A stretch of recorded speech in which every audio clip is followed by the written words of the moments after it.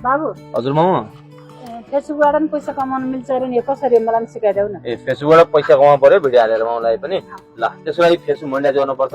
Facebook कसरी monetise गर्ने यदि हजुरलाई पनि बुझ्न छ भने चाहिँ यो भिडियो अन्तिमसम्म हेर्नु होला। म सम्पूर्ण जानकारी समेट्नेछु अहिले। फेसबुक मोनेटाइजेसन हुनको लागि हजुरले सर्वप्रथम आफ्नो प्रोफाइललाई प्रोफेसनल मोडमा जानुपर्ने हुन्छ।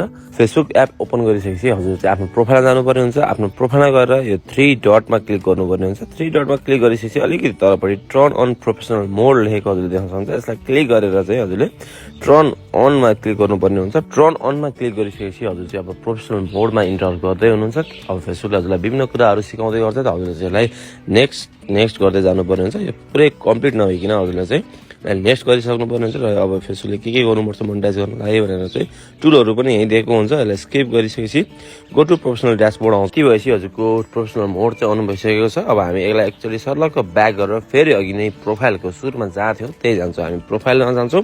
प्रोफाइलमा एक्चुअली हामी रिफ्रेस गर्छौँ र यहाँ ड्यासबोर्डको अप्सन आउँछ कि हेर्छौँ। यहाँ मेरोमा चाहिँ आइसकेको छ, हजुरले देख्न सक्नुहुन्छ। अब यो ड्यासबोर्डमा क्लिक गरेपछि welcome to the new professional dashboard भनेर चाहिँ फेसबुकले हजुरलाई ड्यासबोर्डमा स्वागत गरेको छ। कि तल स्क्रोल गरेपछि यहाँ मोनिटाइजको अप्सन हजुरले देख्न सक्नुहुन्छ। यसभित्र चाहिँ हजुरलाई केबाट पैसा आउँछ त यहाँ फेसबुकले सबै भनिदिएको छ। कन्टेन्ट मोनिटाइजेसन यानि कि भ्युजको आधारमा पैसा आउनको लागि चाहिँ हजुरलाई फेसबुकले केही समयको लागि वेट लिस्टमा राख्नेछ।